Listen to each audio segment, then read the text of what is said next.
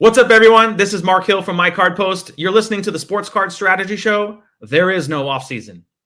This is Teapot from Sports Card Investor, and I'm loving the content here on Sports Card Strategy Show and the NoOffSeason.com Sports Card Network.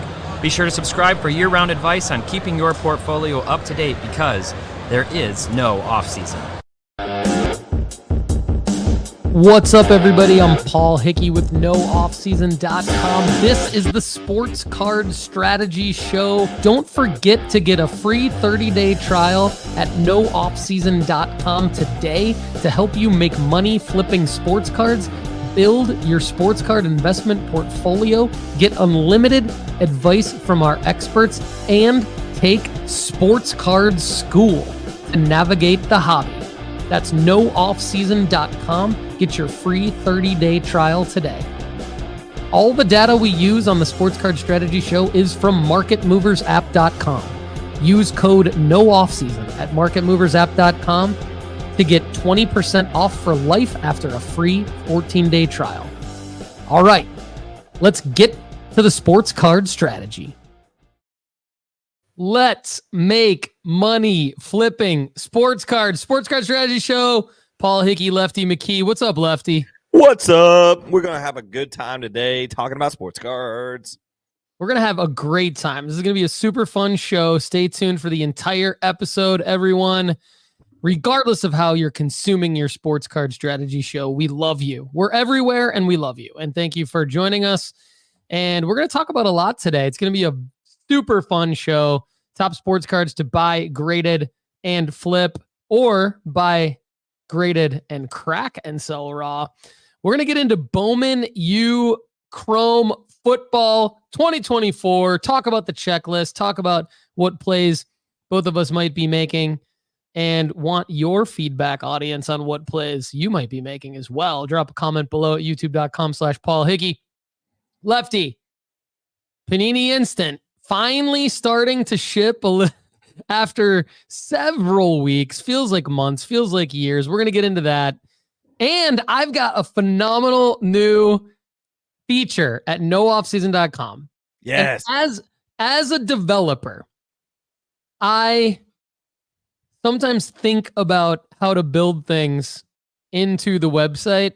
Yeah. And so this is something that I was thinking of. I've been thinking about this for about 6 months, and just off and on, like knowing, okay, I want to try to do it something like this for the premium members before 2025 starts, and trying to figure out how can I build an inventory tracker for the premium members heading into 2025.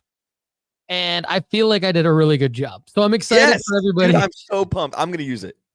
Yeah. And I'm going to we are going to do a little tutorial on today's show, so you can start using it right away, everybody. Everybody who's a premium member of NoOffSeason.com. I launched it. My son Max and I took a road trip. We took a father-son trip. We try to do at least one of those every year. And we took a road trip up to Michigan for the Michigan State game. Unfortunately, things didn't go our way in the average size football arena that people call something different. And I'm not going to say what they call it because it makes me want to vomit in my mouth. But we had a good time. And then he fell asleep fairly early on Sunday night because we played golf Sunday, and he fell asleep fairly early on Sunday night. So I had the Sunday night football game on, and I was like, you know what? F this. I'm going to build this inventory tracker now. And sometimes, again, any of you in technology who have ever built anything out there, or I guess you don't even have to be in technology. You could be like maybe somebody who fixes up old cars as a hobby or something like that, right? When you get in a groove, right, you just start going. And, look, we're all sports card flippers here, so I'm sure you guys get into your grooves too. So I got into a web developer groove, built the inventory tracker.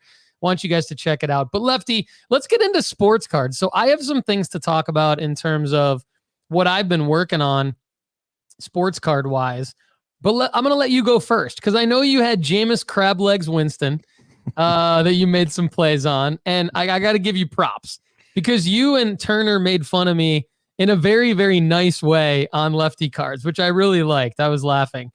And I said that you weren't allowed to mention Jameis Krabs legs Winston anymore, but you guys pulled that off in a nice, funny way on Lefty Cards on Monday. And honestly, now everyone's talking about Jameis Winston, but the listeners of the Sports Card Strategy Show know you were the first.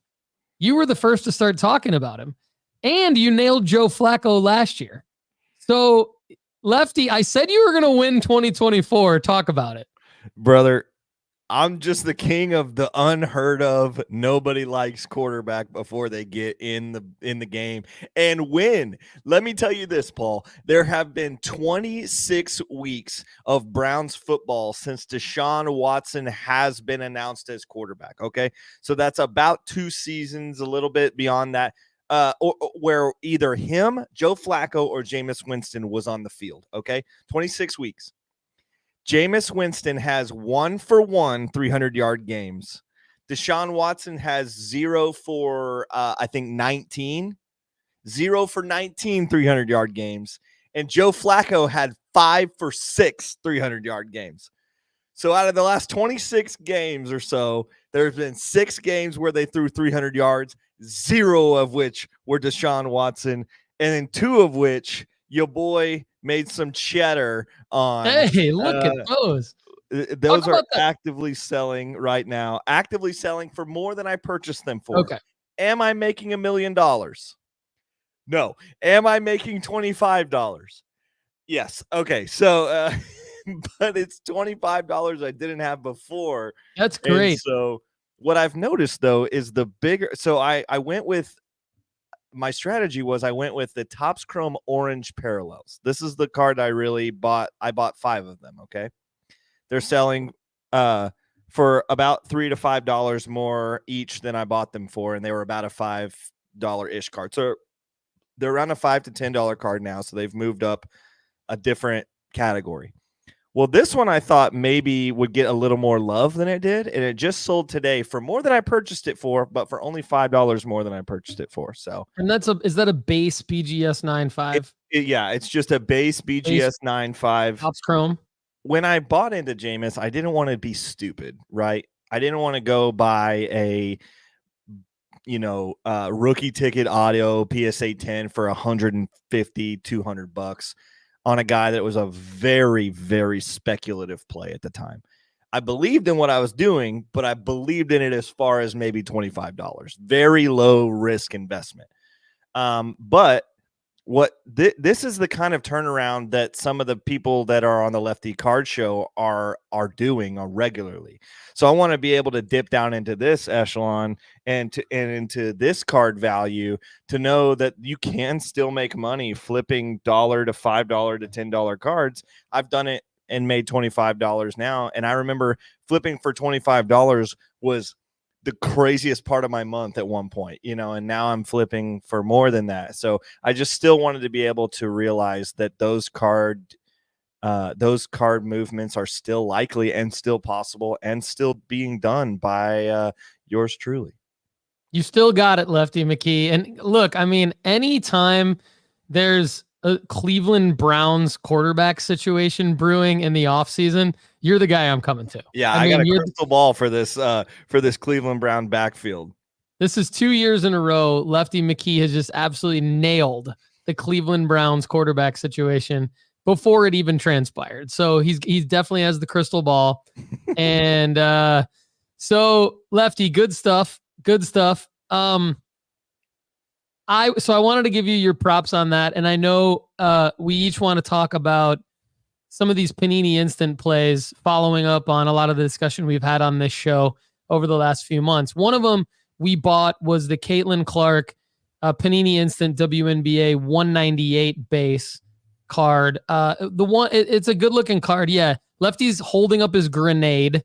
For those of you that are listening on Apple and Spotify, he's holding up his grenade. She's looking at, she's like dribbling the ball, looking directly into the camera, smiling. So it's an interesting action shot. Picture of Caitlin. It's a great picture, and that's why Lefty and I liked the card. Because some of the Panini instant designs aren't great, but the ones that are like vertical, straight on, you can see your uniform, you can see your face, that kind of thing. I think those are the best ones. So and then the rookie of the year came out, which was another great one. So that's a good one too for all of you, because I know everyone's kind of holding on the edge of their seat when we talk about these things, because they're like, which one is the one I bought, the good one? Okay, so Lefty and I bought the 198. I also bought the 204, which is she's shooting a jump shot, and it's a great action shot. And then I bought the rookie of the year. So those are the ones that I bought. I finally received, I had a double grenade.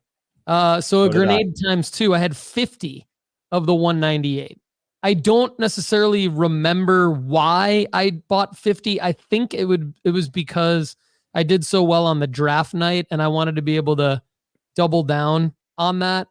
And so I received them yesterday and I immediately packed them with a PSA order.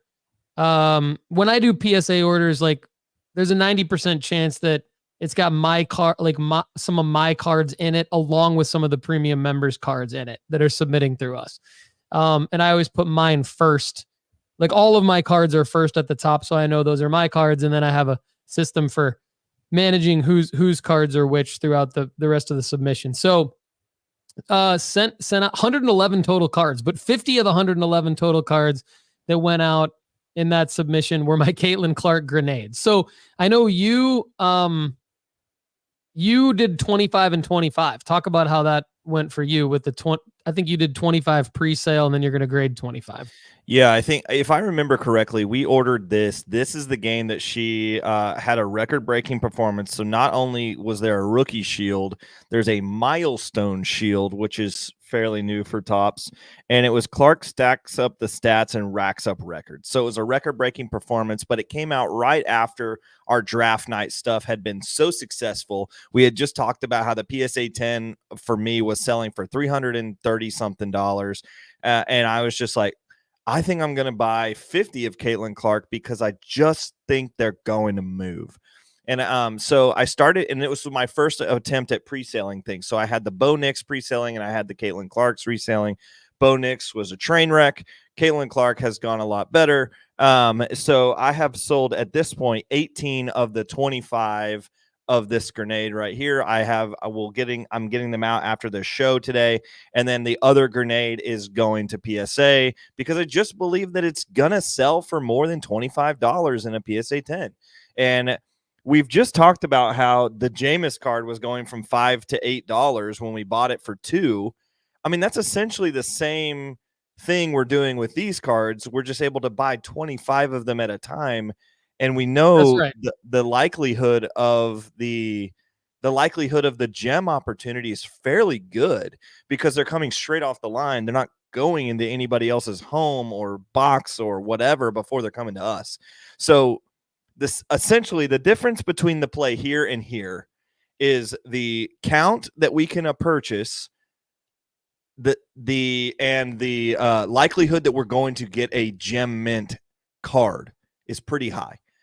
The advantage on this side, the advantage on the print run side of a regular $3 card that we could go to a $5 card with is the ease of access to it getting into our house. Like we didn't have to wait 3 months for the Jameis Winston to show up, but we have to buy 25 of them. They're one at a time. Likely they're not all in the same condition. I have one with a massive pockmark, almost a pin mark, almost like that's how bad the pockmark is. And so it's just a comparison between the two that I've been evaluating today, that I'm looking at the margin on both cards is around the same. Like I'm selling to Caitlin Clark's for around $8, $6 to $8. And that's about the same margin I'm making on this Jameis Winston play. But there's just more of them. Very well said, well explained. I like the ability to go ahead and just lower the dollar cost average, get all of them straight off the line. They do well, great when graded at a PSA slab. And, we've got some people in the live chat saying, mixed reviews. It's kind of funny because like you and I had totally different grenades in the first Caitlin Clark draft night. Like you had, I think I had 21 10s out of 25. 21 10s, 3 9s, and a 7. You had like what 4 10s out of 25? Oh, one 10. So they can definitely be mixed off the production line. And so I'm not surprised that some of our listeners would get different results than other listeners or than us. I think it still makes sense to make these plays and see them all the way through. I don't know, like, I think we all think that we can go through our 25 and we can pick out the best ones. But I my experience in doing that has backfired more often than not. When I send in the entire grenade, I seem to do better than when I try to pick out the ones and be picky and try to weed out the non-gems. And so for that reason, Lefty, I didn't even open up the bubble wrap on either of those grenades. I left them in the exact bubble wrap that Panini, because there's no parallels inserted in those. And so there's no reason to even open it up and see if there's a parallel. They're all base cards. We know that when they're coming from Panini. And so if I know I'm grading all of them, I don't even want to waste my time with trying to figure out which ones might gem. I'm making the play because they're $4.38 per card for me. It's going to vary based on your, what sales tax you're paying based on where you live and all that stuff. But it's going to be under $5 per card pretty much every single time. And so for that price, it's just, to me, worth sending them all in and then selling them all in slabs, regardless of the grade that they get. Obviously, the more 10s I get, the more money I'm going to make. But even Caitlin Clark has proven to sell well in any grade. So I'm excited about that. And speaking of Caitlin Clark, I received a message yesterday from Panini that another order has shipped. And thank heavens that this order finally shipped, because not only does it include another Caitlin Clark card, the 204 that we talked about, and I only bought 25 of those, but I have pre-sold an S-ton of Caleb Williams number 26 and Jaden Daniels number 30, and I got to get those cards to the buyers. Yeah. So tomorrow I should get those cards from Panini again. Thank goodness, because I'm ready to send them out to the buyers. And other than those items that I'm super excited about, I will say I have sold and shipped more cards in the last 2 weeks than I think I have combined in the last 2 years. And that's not even an exaggeration. Mm-hmm. And it's partially because of, my strategy of liquidating everything before the end of October and then having everything to buy into in the next 12 months, the upcoming 12 months, but also it's a combination. And thank you to all of you out there in the nooffseason.com fam who are premium members who are grading and consigning with us, because I'm not even exaggerating. Like, I've been getting up at 5 a.m. and then it's taken me, usually I work out around 6 or 7, but I haven't been able to start my workout until 10 a.m. So I've been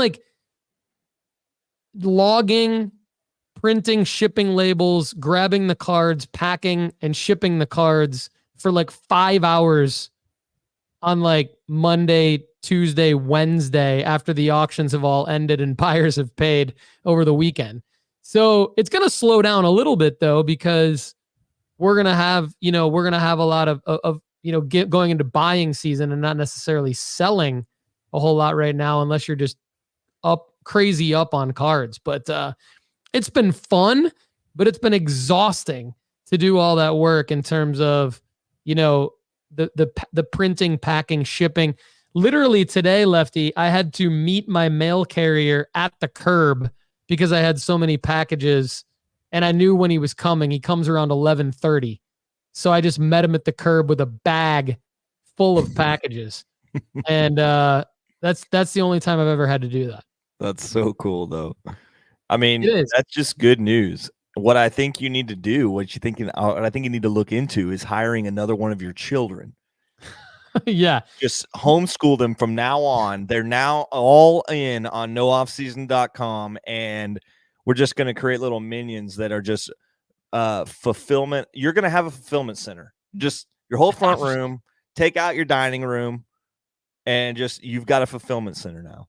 I'm sure Kate that will there's a love lot of people out there that know the tax benefits of having your children on payroll. So that's another. There's a tax benefit for having your children on payroll. So that's not a bad idea from a financial standpoint. The only hard part would be homeschooling them. I don't know if I can handle that part, but everything else sounds good. Kate can do that. Yeah, that's true. She could. We did that during the pandemic a little bit, as I'm sure many other parents had to. So That sounds horrible. all right. Great stuff from everybody in the live chat. We'll give some live chat love here in a second, but I want to try to keep it moving here because the other thing Lefty and I were super excited to talk to you guys about today is the 2024 Bowman Chrome University checklist and the pre-order. So one thing I wanted to check today is going to Topps.com and figuring out if you could still pre-order some of these. And it looks like you can. So I'm not sure if that's true, but like right now, I was just able to add a hobby box to my cart. So it looks like they're still available for pre-order, which, Lefty, is that a good sign or a bad sign for a release? I mean, I would think if it's a really, really hot release that everybody wants, doesn't like Topps Chrome baseball or like Bowman baseball, don't they sell out on the pre-order pretty fast? Yeah, normally. I mean, if they were to do Bowman like this, Bowman would be gone, and so it's just like, it makes me a little nervous, especially when I'm spending $1,500 a hobby case or wait, you said you're buying a hobby box, not a hobby case. Well, I just put one into my, actually, we'll get to that in a second because that's another discussion. But yeah, you can buy, like, it looks like there's still boxes, cases. It looks like there's jumbos and jumbo cases that you can add them into your cart. So, to me, that means, yeah, you buy those fuckers right now still. Yeah. And the pre-order launched about 24 hours ago, but like literally 25 hours ago, the pre-order launched, and 25 hours in, you can still buy these. So yeah, that makes me a little nervous, honestly. Yeah, it's I was hoping that they would all be gone. And I'll get to that in a second. Lefty, did you make a move? I'm looking right now to try to do that. Yeah.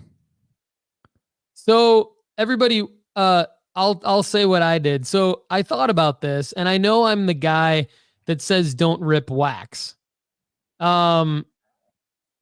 But I also own nooffseason.com, and we have a lot of premium members, and this is a relatively affordable situation. So it's $130 for a hobby box. It's $1,600 for a hobby case. So 12 boxes per case. So that's not necessarily a big discount. It's like what, 16? Well, it's $1,560. And then there's quite a bit of sales tax in Tennessee, but if you buy a case, it's the same price. It's still $130 per box if you buy a case, which I don't really understand, but it's better than buying 12 boxes because you're guaranteed a case hit. Mm-hmm. So, and if you just buy 12 hobby boxes, you're not guaranteed a case hit because boxes might not have a case hit in them, but a case does. Lefty, I took the opportunity to buy my first case ever. I bought a case of the 2024 Bowman U Chrome football. I think it was partially I want to figure out, like, you and I do a lot of experiments. So I don't want to be the guy that's like, never rip wax, never rip wax, never rip wax. Maybe there's a way to rip wax and make money from it strategically. And maybe that way is buying a case on an affordable product like this. We'll find out. The other thing I thought of is we can do some pretty fun stuff at nooffseason.com in 2025 with some premium member giveaways with these 12 boxes potentially. So I don't know exactly what I'm going to do yet, but I really, really like the checklist. I think this is a release we're going to be talking a lot about. I think we're going to be talking about a lot of the cards from this release. Yeah. And so we'll go through the checklist here in a second, but I just wanted to say I bought a case. Well, first off, congratulations. Thank you. didn't think this is you're saying this so casually, and at one point this would have been the biggest thing that we did all year. I would have crapped my pants. Yep. I just always like to point out that we have progressed quite a bit in the last couple of years. But I also want to point this out. You can buy these for $129 on the Topps website. There's one that just sold yesterday for $209 on eBay. So they are pre-selling for more than they're selling that you can still pre-order. I just don't get that. Why does that happen? Well, is it a sold? It is pre-order? a sold. Yes, it is a sold Topps Bowman University Chrome 2024 sealed hobby box pre-order pre-sale. Wow. So you could literally list all of them and buy another case. I could be like, I could do some shady stuff like pre-order a hobby box with a case hit in it. Good. I won't, but there's some weird people selling PSA 10s pre-orders of cards that are already at grading right now. I did see that. But anyway, I don't want to get into that too much. But yeah, it sounds like I could pre-sell my 12 boxes and put chance of the case hit. Sell a couple of them. Chris L in the live chat says, "Do that, Paul. That's a win." So yeah, I think anyway, so I just added a couple to my cart. Good for you. Good for you. Yeah, I did. You're right though. I did look at that and go, wow, I can easily afford a case of a product that's pretty darn cool. I've never been able to.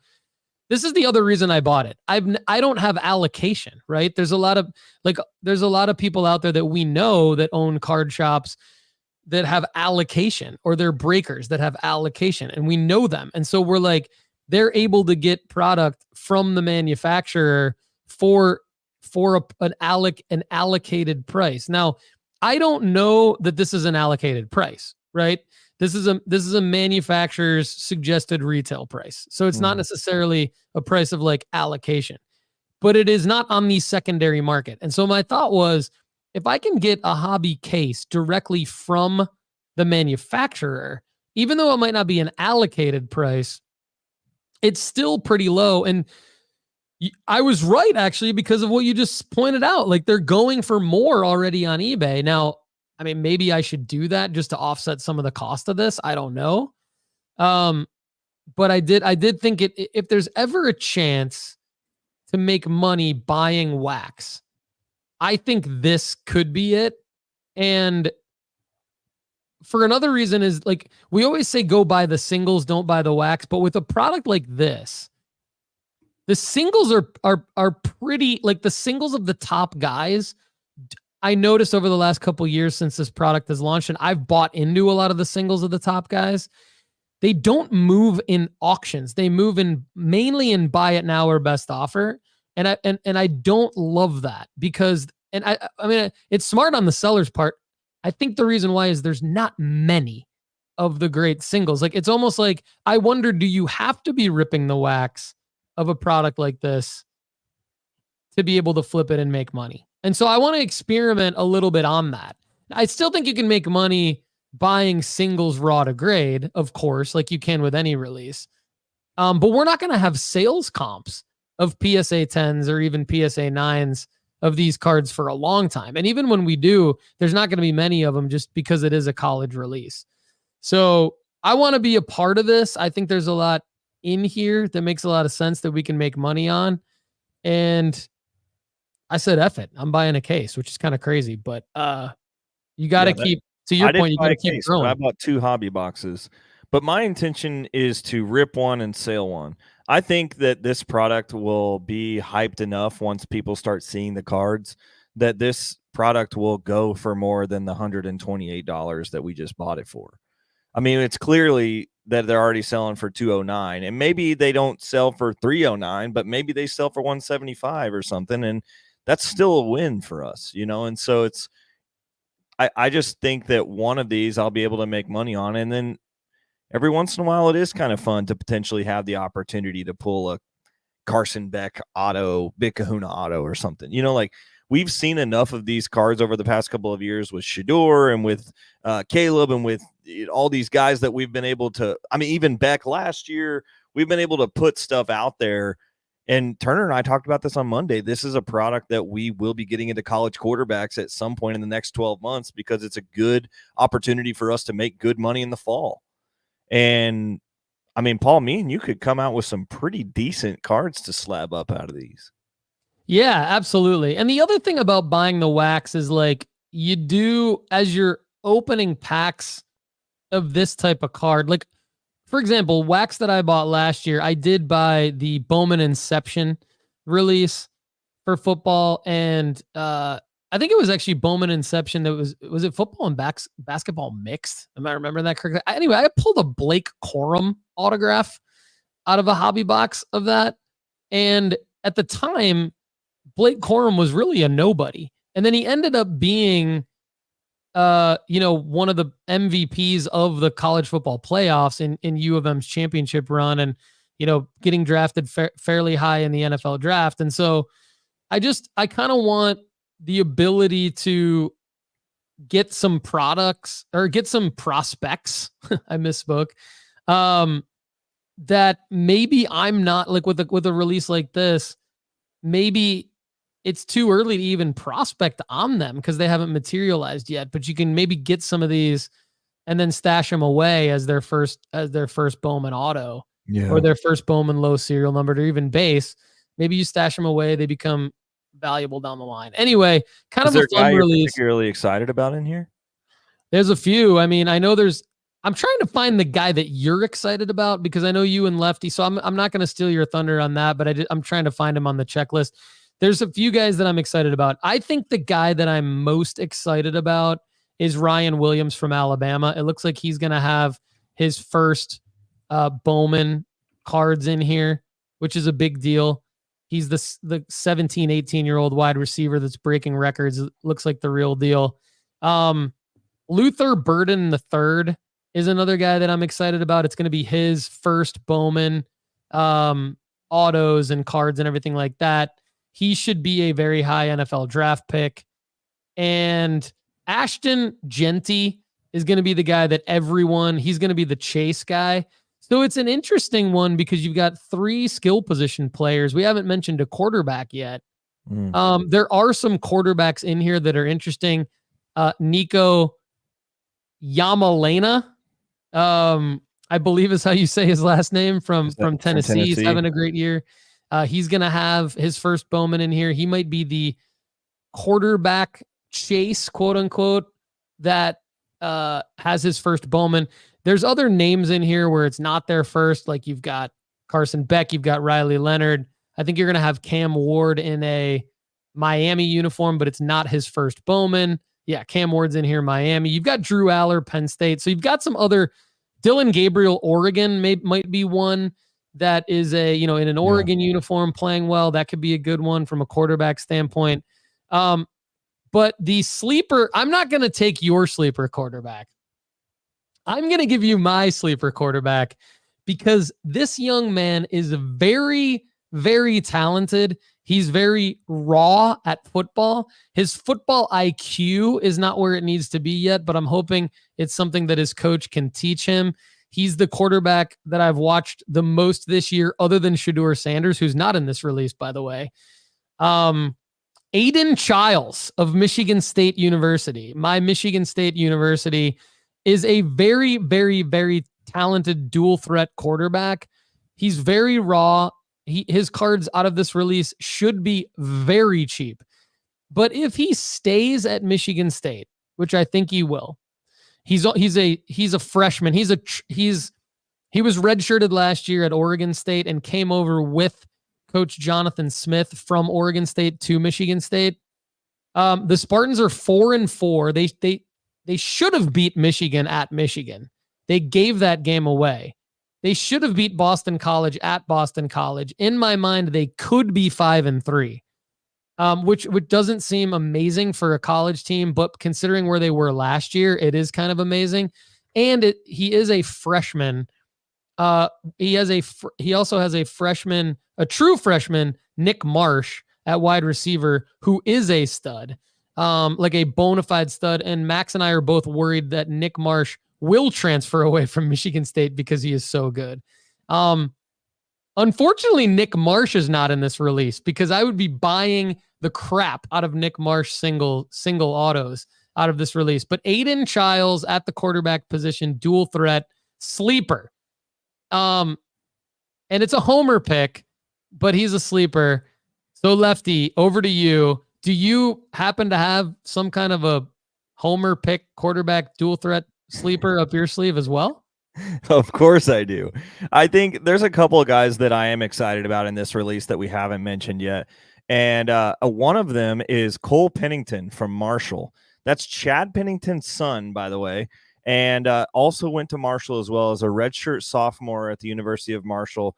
He's a high-profile quarterback. I watched him in high school here in Lexington. I think this is his first release to be in, if I'm correct on that. I think it's hilarious that DJ whatever Ugalele is still in this because he's now in a CDL program to get his trucker's license, which is hilarious. That his season has fallen so far. He was a Heisman quarterback favorite in the beginning of the year, and now he's literally not even playing football. But the guy that I'm extremely excited about is Marcel Reed. He came out he's done this twice where he's come in for Texas A&M and destroyed offenses and given the Texas A&M Aggies something that they didn't have previously to putting him in the game. This team is probably, they would have to probably lose out to not get in the college football playoffs. They have South Carolina, Auburn next, which is 2 probably wins, and then Texas the last week of the season where, in the projections of where these teams could be, A&M could be ranked higher than Texas at that point in the season. So it would be extremely crazy to see Marcel Reed lead Texas A&M to the playoffs, and that card could go bananas if that is the case. So Marcel Reed is a guy I'm really looking forward to, and I don't want to leave this checklist without pointing out a guy that I'm not interested at all, other than I saw his name on the checklist. How about Squirrel White from Tennessee? You interested in some Squirrel White cards? Lefty, you know what? I don't even know who Squirrel White is. I have no idea who Squirrel White either, but I should know because I'm interested now. I should know too, probably because I live in Tennessee. But yeah, great call on Marcel Reed. You got me excited about him as well. And listening to Lefty cards on Monday, pumped to see that each of our schools, young dual threat quarterbacks have their first Bowmans in here. Aiden Childs, I think, is definitely several steps down from Marcel Reed just because of the program. Michigan State's program is not one that's getting any kind of national attention anytime soon. So he's definitely more of a deep sleeper, long-term penny stock, whereas it seems like Marcel Reed could be a guy that comes to fruition very quickly. He could be a dog. And he's a freshman. Yeah. So this guy has time at A&M. Yep. And it's just it's just unfortunately, of late, it's a more recognizable school from a football standpoint than Michigan State, even though Michigan State 2016 playoff appearance, but it's been downhill from there. And that was almost 10 years ago, which is crazy. So, but I think another thing to point out, this checklist, I think you and I could dedicate a whole separate hour to how strong this checklist is. The more that I look at it, the more that I look at the checklist, the more that I feel great about the case that I bought and the 2 hobby boxes that you bought. I want to point out, I guess, 2 things. Number one, I want to give some credit to Chad Dyer in the live chat because he brought up a great point about why some of these pre-sales happen on eBay potentially. He says, people leave their money in the eBay ecosystem. They'd rather spend the money there than have to move it into their checking account and spend it somewhere else. So what he's talking about is spendable funds. And an example that he gives too is that kids that don't have credit or debit cards, because you have to be 18. You actually don't have to be 18. My kids have their own credit and debit. They're debit cards because I'm the Dave Ramsey of sports cards. We don't do credit cards here in the Hickey household. But my kids have their own debit card. So technically, you don't have to be 18, but you have to have if you're not 18, you have to have a parent obviously set that up for you. But I think Chad makes a good point. Kids who don't have debit credit cards can sell stuff on eBay and keep the money moving using spendable funds. So that's a really good point. And, I suppose that the pre-sale of a box at $200 or $205 that Lefty said, it is actually like it's significantly more than $130. I was going to say it's not, but it actually is. It's like almost $100 more than $130. So, but still, I see Chad's point. I think that could be a very good reason why potentially some of this stuff happens. And but another point that I wanted to make, Lefty, what we normally say when a new release like this comes out, and I'll give a good example here in a second, is go back, especially with a release like this where you've got a lot of stars that are in here, but that it's not their first Bowman. You be reminded to go back and check, are there plays to go back and buy these guys' first Bowman? And an example I'll give you is Quinshawn Judkins from Ohio State. I see like he's in here. He's going to have an Ohio State card. That'll be his first significant Ohio State card with the potential of an auto. But his first Bowman auto in an Ole Miss uniform is from last year, and those are super cheap. Those autos are super cheap. So to go and make a play on a guy like Quinshawn Judkins or Dylan Gabriel, we mentioned, some of the guys where it's not going to be their first Bowman, but it's going to be their first in their new uniform, Cam Ward. Go back and look at what Cam Ward's prices in his first Bowman autos do after this release comes out. And I would say if they're significantly cheaper than the Cam Ward singles coming out of this release, that would be a good play to go make if you're not buying this wax, or even if you are. Yeah, I think there's a couple of guys that I do like that are names that I am reminded of in this set that have already had cards before. I mean, Klubnik, Cade Kublik has been a guy that's fallen off of grace completely. And then he's now kind of fighting back a reputation. And that Clemson team is probably going to be in the top 15 towards the end of the season. And he's a guy that's also going to resurrect himself and probably play NFL football. So maybe that's another guy that we could potentially look at. And if then you've got Cam Rising in here as well, who's the 9th year player at Utah, which is, I think he's actually in his 7th year. But if I had to pick one card from this release to be my case hit, I had it in my mind and then it's not there. I don't see the big kahuna for Ryan Williams. I was gonna ask the sports card gods for a 1-of-1 superfractor auto big kahuna of Ryan Williams in my case. But I can't get that because he's not on the big kahuna autograph checklist, but he is on the what a disappointment. The regular checklist, which might be just as good, right? So maybe I should just ask the sports card gods, hey, sports card gods, what I want for Christmas and Hanukkah and all the holidays is a 1-of-1 superfractor Bowman Chrome first prospect auto of Ryan Williams from Alabama. Could I get that, please? Well, I'll see what I can do. Okay. Oh, you know them. You know the sports card gods. Okay. Good. Thanks, Lefty. I appreciate that. Can you imagine getting an Acropolis autograph of DJ Ujule? Golly, I'd be pissed. Speaking of the sports card gods, are you ready to start grading your cards? CGC Cards is the perfect place to slab your favorite sports cards. From their crystal clear holders to their affordable pricing, CGC Cards is the perfect stop for your grading needs. Go to cgccards.com to start grading today. Lefty, we've got a wonderful, wonderful surprise for premium members at nooffseason.com on this week's upcoming premium pod.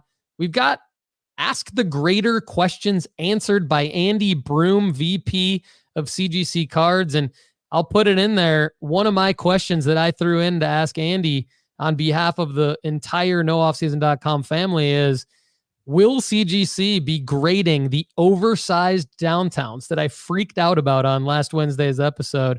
And I said, the only way that I would make a play on the oversized downtowns is if a grading company is going to slab them. So tune into the premium pod this Friday, everybody, to find out the answer.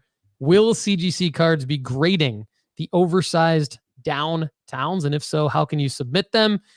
All that good stuff. And if you're not a premium member already, this is a great reason to go ahead and get that free 30-day trial so you can hear Andy Broom's answer.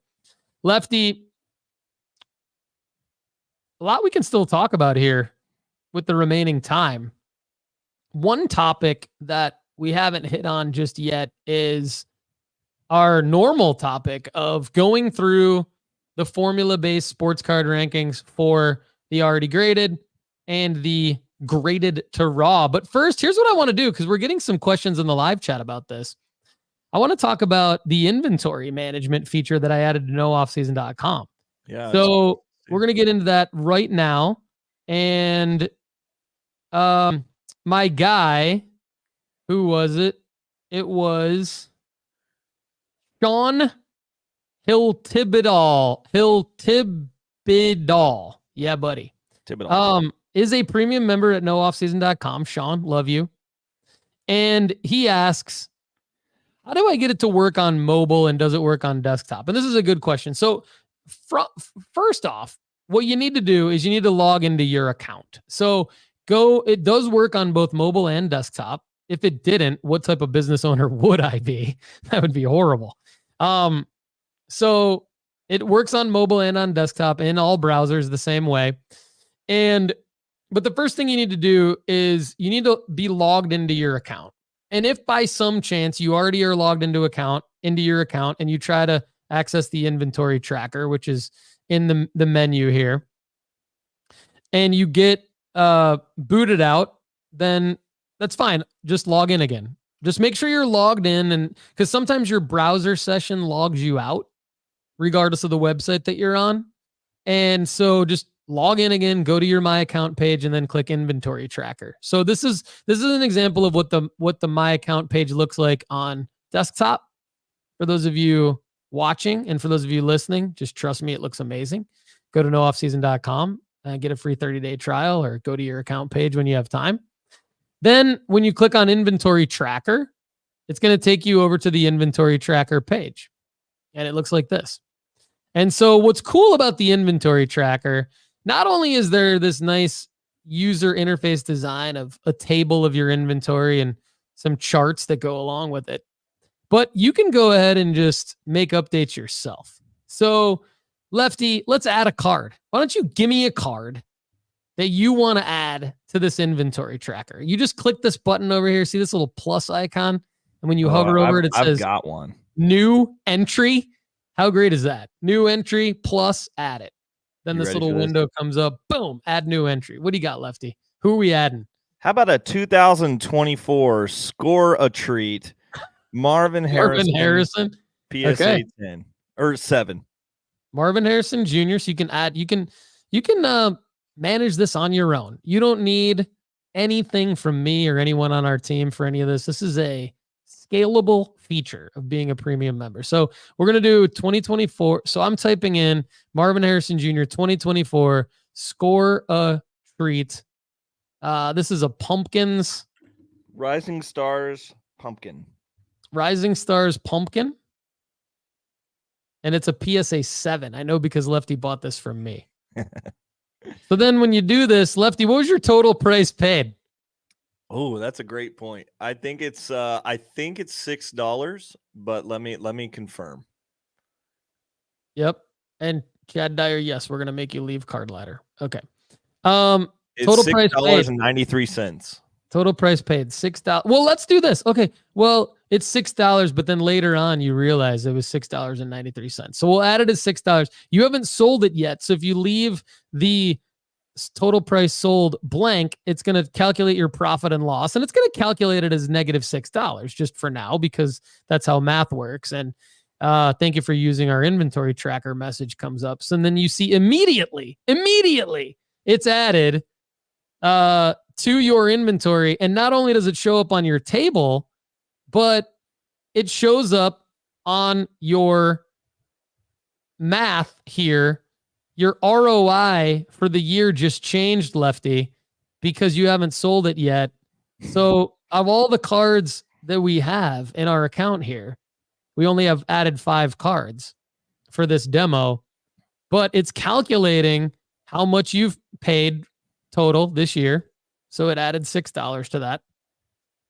It's averaging out your cost per card, and it's showing you, based on the cards that you've sold, your total profit loss, and it's calculating your total ROI per card from a percentage standpoint and your overall average ROI. So in this demo, and I used real cards from my portfolio for this demo, but between you and I, with my 4 cards that I had added in here and your 1 Score a Treat card, we are up $510. We average a profit. We average a profit of $127.50 per card, but we are averaging total 15% ROI on the year, mainly because this Score a Treat hasn't been sold yet. That's really bringing us down. So let's sell this Score a Treat. What do you think we could sell this Score a Treat for right now? $10. I could persuade somebody that you think you could sell it. Okay. Lefty's going to sell this Score a Treat right now on the Sports Card Strategy Show for $10. Turner bought it. Turner bought it for $10. Congratulations, Turner. So Turner buys it from Lefty for $10. So now all you have to do is click on this. See how it like highlights in yellow? Boom. Highlighted in yellow. Now go over here and click edit. And it's going to bring up this little window here. And you just go, boom. Total price sold, $10. Now your profit and loss is $4. And since Lefty sold it in an in-person transaction to Turner for a full $10, there's no fees coming out. Let's say Lefty sold it to some sucker on eBay for $10. It probably look more like $8.27. So let's do that. So our total profit and loss, Turner bought it from Lefty on eBay, is what we decided. So now our total profit and loss, since I bought this from you on eBay. Exactly. So now $2.27. You click OK. Thank you for using our inventory tracker. We love you. Contact Paul if you have questions. And now all of a sudden, we got a situation where we actually made 38% on that Marvin Harrison Jr. card. It's reflected in our graphs and charts here.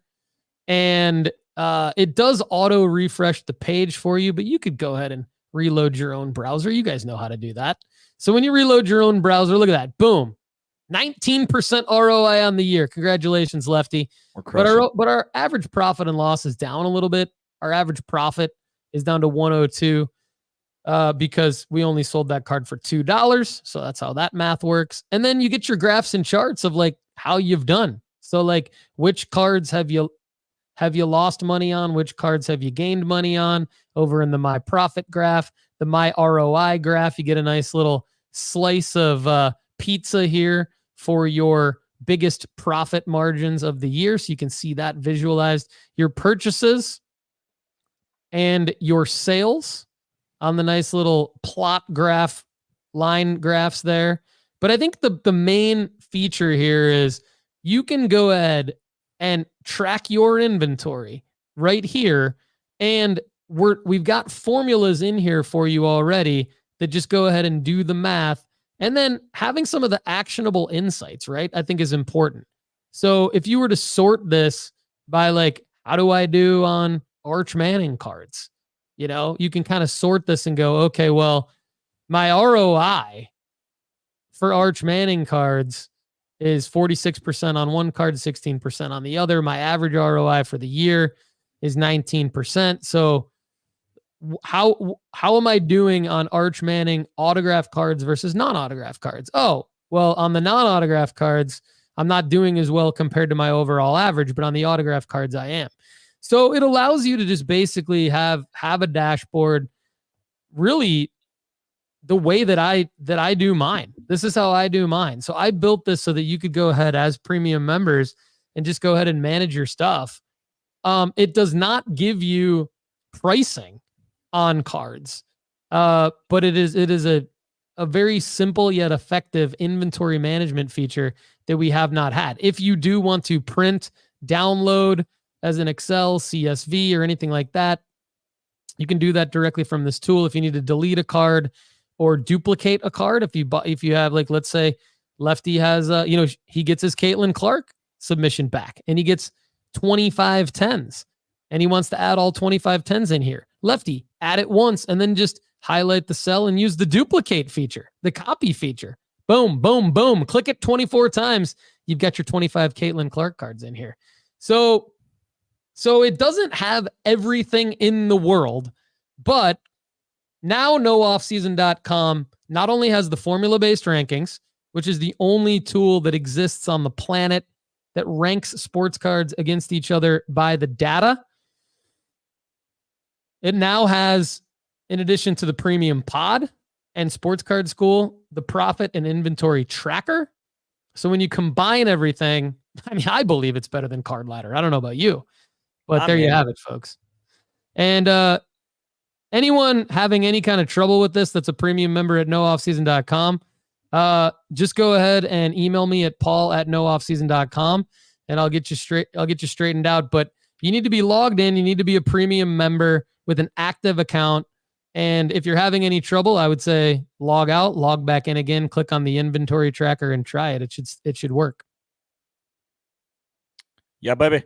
That's a cool feature, man. I love inventory tracker stuff. I think this is the one aspect of my card life that could be vastly improved and would probably streamline 95% more of what I do. I think we are, Chad. That's the point. We are going to make you leave it until we get a partner. It's free for 30 days. What are you waiting for? It's free for 30 days. Come on. We want to make you leave it so that you can use our partnership over at Market Movers as well. So you could do that. You could use the promo code NOOFFSEASON as well to save 20% for life on Market Movers. But look, there's different things in the hobby. There's different strokes for different folks. We're not going to disallow you from listening to the Sports Card Strategy Show if you by some chance don't continue on as a premium member at nooffseason.com. You're still allowed. We still love you. All right. Although I will say this, Eric Sorensen says he loves it. And Chris Law says everyone should get premium memberships, guys. I am making money since joining rather than breaking even prior to. That's a great testimonial right there. Thanks, Chris. We love you. All right, Lefty, let's talk about the rankings, the formula-based sports card rankings at nooffseason.com, because we've got a team that works hard on a daily basis keeping this data updated. And before I get accused of too much promotion in a podcast, I do want to give an update on this and how we're kind of changing it around and get your take on it. But let's talk about some cards first. So right now, I want to buy a card today. So what am I buying? I mean, you tell me. Like I'll tell you cards that are ranked on the formula that I think you should. I got about $250 to spend, and I want to sell it before December. In that case, I think let's go to the graded to raw. Let's go to the graded to raw, because these are cards that you could buy right now. And if you can find them at the target cost, you can just crack them when you get them and sell them raw. Put them in a nice one touch. Lefty, I ordered you and Turner some stickers.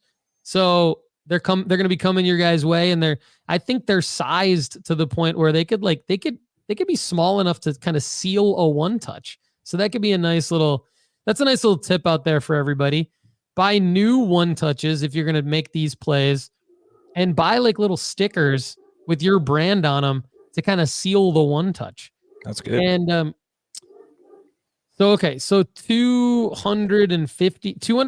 $250? $250. Okay. Well, I could probably squeeze into that Mookie Betts You could 280. squeeze into the Mookie Betts. That's the one I was looking at. That would be an interesting one because of the Mookie Betts 2021 Absolute Kaboom PSA 9. Now this is an unlicensed card, but it is a super short print. I'm not sure if it's a case hit, but I venture to guess that it's definitely a super short print. So $280 PSA 9. It sells for $450 raw. That's an immediate 61% ROI if you can pull off that sale. So I think that would be a good one for you. There's one available for $409. Okay, pass, because that I'm going to offer $250. probably be a break even. Yeah, put in an offer for $250. Lefty just nailed it. Everybody, we get this question a lot. And Lefty just answered everyone's question, which is like, just put in the offer at the target cost and move on if you don't get it. How about this? This is interesting, especially now that he's injured. Jordan Love, 2020 Optic Holo PSA 9. I would venture to guess maybe the price of this card would go down even further than $64. And it's selling an 87 raw because obviously people want to try to get that. This is a card unlike the Betts. I think if the Mookie Betts card, you'd get less detractors. You'd get less people going, oh, Lefty's trying to be deceiving by cracking and submitting because this is the super short print, or in some cases maybe even a case hit, and we get it, right?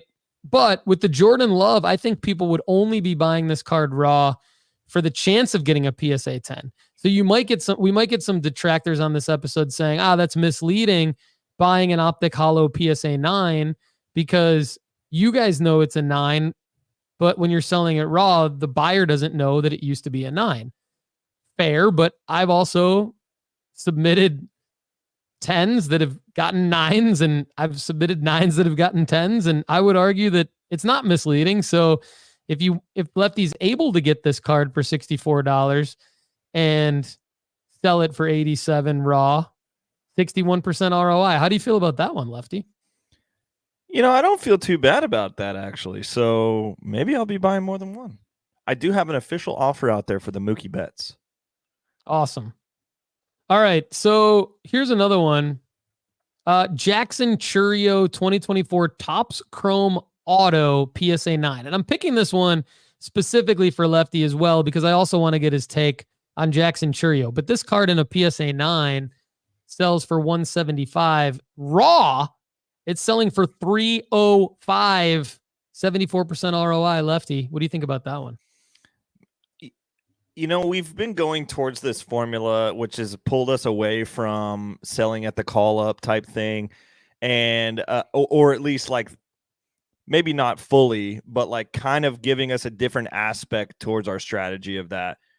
And I'm still nervous about a guy like Jackson Chourio who already has hit the majors and still isn't like flying off the shelves. I'd be way more interested in that card right above that, actually. A LaMelo Ball Hoops Rookie Ink PSA 9. Interesting. Give me the Hornets. Both of these were added by Interner back in the lab just in the last couple of days. So good work on Interner. I know you and him are locked in together without even talking about things. So there it is again, another example of that. LaMelo Ball Hoops Rookie Ink PSA 9. I like that call as well. The graded to raw. I mean, I think I'm going to be making some graded to raw plays myself. I'm not there yet, but I'm going to get there pretty quick. So a lot of good graded to raw plays. Check them out at nooffseason.com. Lefty, already graded plays. These are harder, especially if you want to try to make profit by December, because we all know December prices likely will keep going down through December and then start to rise again. I would say conservatively, they start to rise again in January. So I don't know that I would direct you really to any already graded plays on here, other than maybe there's a couple that are interesting here. Yeah, I got a couple of interesting ones that I'm looking at. Why don't you go first then and see if we're on the same page here? Well, I know that previously I have bought a 2013 Hoops 275 Giannis PSA 10, and it definitely wasn't $147 when I purchased it. So that's interesting. And I like the Anthony Edwards Blue Prism still. I think that there's time left for And both of these guys are on Eastern Conference teams. Or I guess, is Minnesota still in the West? Yeah, Minnesota's in the West. Well, so both of these guys are on teams that are highly marketed in the NBA. So you don't have to worry about that. But I also like this James 221. I always like buying a LeBron James card, and he's played really well this year so far. Yep. Giannis, Ant-Man, LeBron. I think you'd be able to realize those shortly after December. So I like that a lot. I think January, their prices start to come back up. So I think we have a buying window between now and probably through Christmas on those. Or maybe like at least through Thanksgiving. I think we have I think on those guys, we have a month-long buying window. Maybe their prices start to tick up as we get closer to Christmas, just because the Christmas Day game in the NBA is always a big thing. We got the in-season tournament and all that.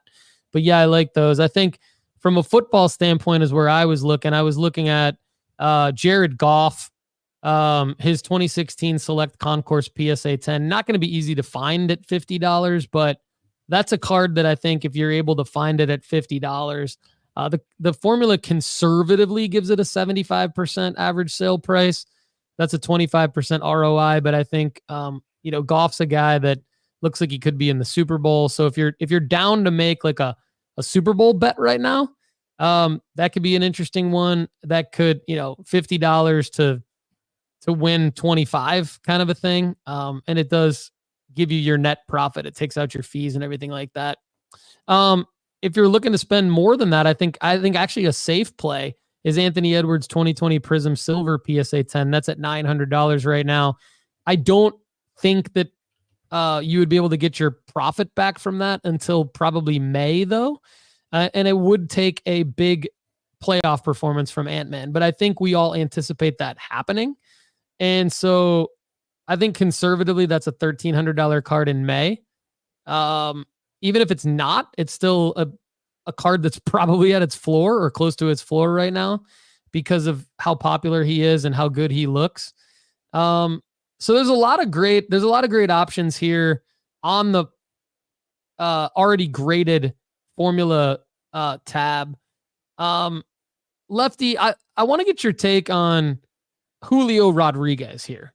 Okay. So do you think Julio, I've heard other sports card podcasts recently talking about Julio Rodriguez having kind of a bounce back year in the hobby. And we've got his next year. And we've got his Bowman Chrome first just base PSA 10, which is like a dime a dozen card. But the formula does have it as a positive ROI, like buying it for $34, it being a conservatively $44 card into the future. Do you agree with that? Like just a card that's that common with a high pop count, is J-Rod going to turn it around enough in the hobby for even his base Bowman Chrome first PSA 10 to go back up? Yeah, I'm not sure because that Mariners team doesn't have the best PR right now. Plus, like, I'm so nervous about base cards. I think you could conceivably sell it for $44 because I don't think it's that much of a convince from a 34 price point to a 44 price point. Like, I think mentally that's not that much of a leap. And so, like, if somebody really wanted the card, you're like, hey, it's at 44. They're going to be like, okay, fine, I'll pay 44. So I don't think it's out of the question by any means, but I also don't think it's out of the question for that card to go to 24 because this is his fourth season in the MLB. Next year will be his fourth season in the MLB. His WRC plus has come down to league average, or has come down at least 10% each season. His averages stayed pretty much the same. His strikeouts have stayed pretty much the same.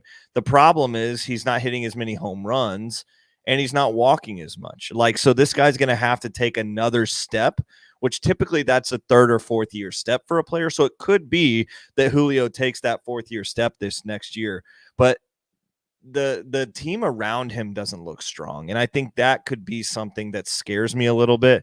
But also there was a time when the team didn't look strong around Acuna either, and he transcended that. And there was a time where Juan Soto's team didn't look strong around him, and he transcended that. Is Julio that level of athlete? is the question that I think we're having to bet on right now. And my bet is on a no, actually, in that. In that, I super used to love him. And I think he will still be a star in the MLB. But I do not think he transcends into superstar. You don't need anyone else. Gonna sign for a gazillion years, a gazillion dollars. I just think he's that next level of guy. Yep. Okay. That's kind of what I thought you were going to say. Otherwise, I thought maybe you would have been talking about him a little bit more. We know you like Bobby Witt Jr. and some other guys better than J-Rod. So very, very interesting. That's where I thought you'd be on it, and just wanted to bring it up. So, all right, Lefty. So there's a couple of things I want to hit on for today's episode before we let everybody go and hit them with the outro. Number one, there's a lot of great chatter in the live chat about how great the premium membership is at nooffseason.com. And I appreciate everybody mentioning that. One thing that's interesting is that there's some chatter about how I do cover the upcharges. And that is true. In fact, I just covered an upcharge the other day.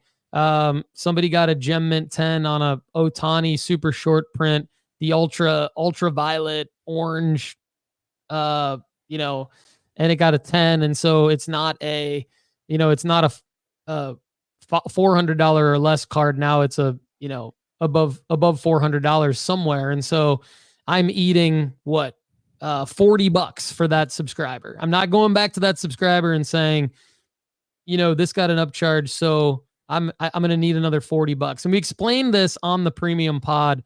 So for those of you who want to go listen to exactly what I'm talking about, go check out the premium pod from last week at nooffseason.com, and I break it down.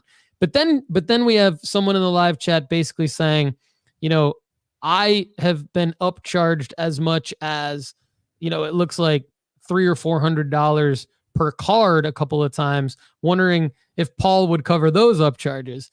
And so for those upcharges, it looks like it would have to be a situation where someone submits a card that we think would be $500 or less. I submit it, and it actually comes back as a $5,000 or $10,000 card, thus forcing me to pay an extra $200 to $300. Well, this would be the Super Express because it wouldn't be a walkthrough. The walkthrough submission, well, I mean, it could be that if it's a $10,000 or more card that I submit, it could be that they make me pay the walkthrough fee, which in that case would be like an additional $470 or $480 that I would be asked to pay by PSA. So I will go on record and say, no, I would not cover that for you unless you were maybe had already been a nooffseason.com subscriber for, say, 20 years and never missed a payment. Then I'd probably cover it for you. But if you're not, if you don't fall into that category, I probably would. How many 20 years? How many 20 years do we have on the docs these days? Zero 20 year nooffseason.com people. But if you look closely, I did register the domain name back in 2005. So, and it looks like Chris Law wants to be that guy. So I appreciate that. But yeah, no, I would cover it. I would cover it. I'd pay, $400 for a 20-year subscriber. That would be worth it. I should at that point. I should pay $400 for them. But anyway, the other thing, Lefty, I wanted to talk about is the formula. My thought is we're going to change the formula-based rankings. So for those of you who don't know, the formula-based rankings from a raw to grade standpoint, we currently take the most recent raw sale, and that is the target cost. We take the most recent PSA 9 and PSA 10 sales, and we feed them into a formula that also uses the gem rate to spit out a projected average sale price. What I think is going to be, now my goal is I want to make this more of an accurate tool for people to make money on it and not necessarily have to think as hard as we do. So my thought is that as new cards hit the market, as new rookie cards for players hit the market, that's when their prices are the most volatile. Mm-hmm. But after a year or so of all of their rookie card prices having been on the market, it really probably makes more sense to look at the average cost over the last 30 days for the target cost and look at their average PSA 9 and PSA 10 sales over the last 365 days for the projected average sale price. And updating that consistently on a monthly basis will put us in a position where I actually think the data will more accurately reflect what the upside would be for a PSA 9 or a PSA 10 once you get them back from PSA. So I've thought that one through, and I know it probably it's probably not easy to just on the spot try to think of poking holes in this. But the other thing I was thinking about is on the already graded rankings. Using the target cost the same way, the average from the last 30 days, but the projected average sale price as the average from the previous 365 days, and keeping that updated on a monthly basis also makes sense, because it's going to give you the most accurate view as to what the projected average sale price would be moving forward. Right now, it's been more based on what the upside would be at a selling marker. So it would make each of the two rankings more conservative. I feel like we've already been super conservative, but I think that this would make it even more conservative. And so your projected ROI number might not be as high for a lot of these cards, but they would still be ranked in the order of which ones you should buy, which was really the whole purpose in the first place, to build rankings based on data that would be in the order of which ones you should buy. So, and the graded to raw, I think, is just a situation that's very similar to the other two, which is make the target cost the average price over the last 30 days and make the projected average sale price the average over the previous 365 days. So you're not necessarily banking on having to sell the card right away off of a performance spike or something like that. Exactly. Yep. I mean, that helps from the buying standpoint, because if somebody gets randomly lucky with a $5 auction, then it's going to pop on the list. That gives you the average of the last 30-day sale price, which is, I know I have been frustrated trying to find stuff on the formula where it's man, the target price is $24, but everything that all the auctions are ending at 40 because one guy got it at a 24 because it was and so it's that had frustrated me knowing, but I knew that going into it that I probably wasn't going to get the same price as somebody else, but taking the average of the last 30 days is super sick. I love that. Yep. I like that. That's a good point too, man. Thanks for bringing that up. I think the buying there has been feedback from premium members where they say it's impossible to find this card at the target cost. And I think this should definitely make it more possible to find it at the target cost, which is more fun. And then you're counterbalancing that with an ROI number that's managing people's expectations, because it's based on the average over the previous 365 days, not on a spike sale of a PSA 10 or of a PSA 9. So I also think it's going to be less effort on our team's part to keep these rankings updated on a daily basis, thus allowing us to redirect more effort into just improving other areas of our content, which is always what we want to do. So I'm excited about it. Wanted to talk about it a little bit on today's show, get your take on it. Try to be fully transparent with the audience. The other thing I wanted to talk about real quick to bring us home is my strategy for 2025. Lefty is going to be out next week. He has a work conflict. And so what I'm going to do is tease the next episode with he and I together, which should be Wednesday, November 13th.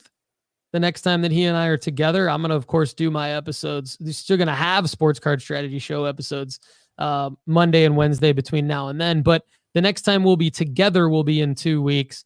And so, Lefty, here's what I'm thinking. This is going to be different. Love it. And I think that this is going to end up being a theme throughout the updated lessons in Sports Card School as well. And I think it's going to drive a lot of our content on the Sports Card Strategy Show moving forward into 2025.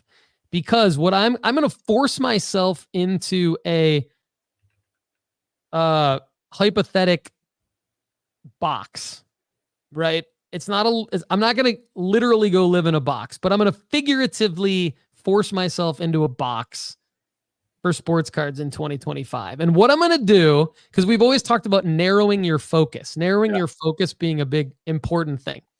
And I dropped an episode, the episode I dropped 2 days ago, this Monday, was where I recapped what worked best in 2024 and what didn't work. And I feel like I did a good job in that episode breaking it down, but there's going to be more information on it at nooffseason.com. And I'm going to give you guys a little teaser right now. I just made too many plays. I spread myself way too thin. I tried too many different athletes. I tried too many different plays within each athlete. And I kind of knew that I know that this happens, but I wasn't able to stop myself from doing it in 2024. And so I'm going to pick 5 players. It's going to be the focus on 5 in 2025 for P. Hickey. And I'm going to force myself to pick 5 players that I'm going to invest in starting now. Basically, to me, 2025 starts now. We're 2 months ahead of 2025, but we're entering the buying season. It starts now. So I'm picking 5 in 2025. I'm going to reveal those 5 in front of you live on November 13th. I can't wait. And we're also going to have a discussion around how I got to my 5. So there's going to be a lot of players that didn't make my top 5 that I still think people are going to be able to make a lot of money on in 2025. There's not going to be only 5 players that people can make money on. I'm going to force myself to pick 5, but there's going to be like probably at least 100 other players that people can make money on. So I think it's going to be a fun discussion throughout the next 12 months, starting basically next Wednesday with you and I. So I can't wait to get to that. That's crazy, dude. I'm going to do it. I can't wait to see you absolutely squirming when I have somebody come out of the woodwork and I'm like, dude, this is it. This is where we're gonna buy 50 of these cards or whatever, and we're gonna make $1 million on it. And you're gonna be like, well, it's not in my 5. They're not one of my players. They're not one of my players. I think there's good and bad in this, right? The bad is going to be exactly what you just described for me. I mean, there's clearly going to be situations where I'm not able to make plays that I really want to make because I boxed myself in. But the good news is there's going to be more than enough meat on the bone now for everybody else to go out and make these plays. And it's going to drive a lot of our Sports Card Strategy Show content in 2025, where we can have talks and discussions in different segments about this is what I need all of you guys to go do right now because I want to do it so bad, but I'm only buying these 5 players. Yeah, that'll be interesting. I bet I'll get texts all the time like, bro, I can't do this, but you totally should. Yep. Maybe I'll benefit from this as well. I'm hoping that we all benefit from this. I'm hoping that I make more profit than I made in 2024.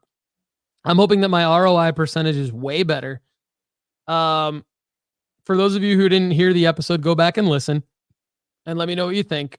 And I'm looking forward to just getting better in 2025. So, Lefty, anything you want to add for this episode before I hit him with the outro?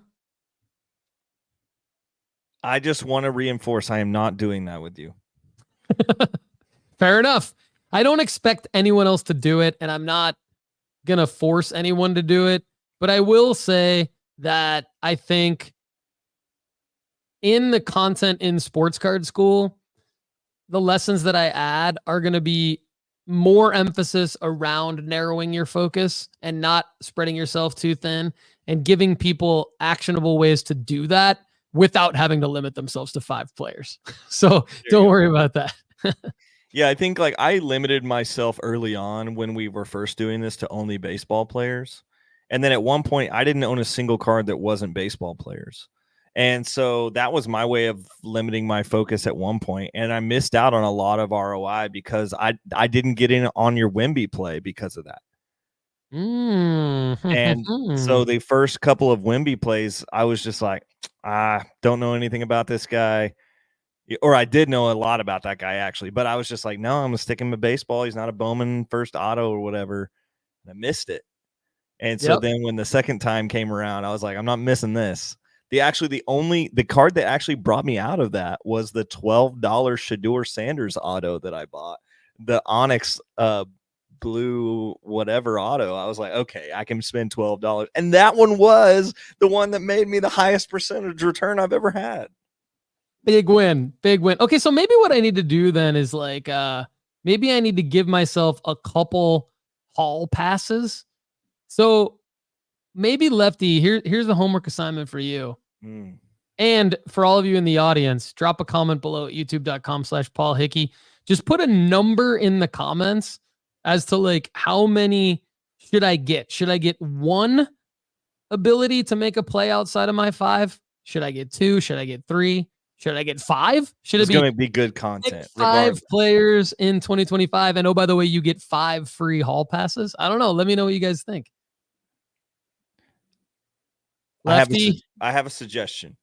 Go for it. I think instead of a hall pass, you should have an account that you can only invest in your 5 players outside of maybe $500 or something. And you can only use that $500 out. So it could be 1 card, or it could be, you nickel and dime $25 here and there.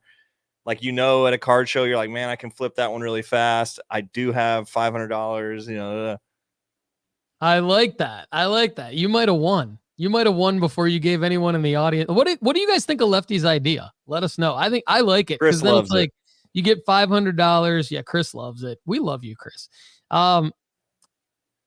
Get $500. So it just sticks with the 5 theme. 5 players plus $500 in 2025. But the caveat is you can't, even if you make money, it stays at $500. Yeah, I agree.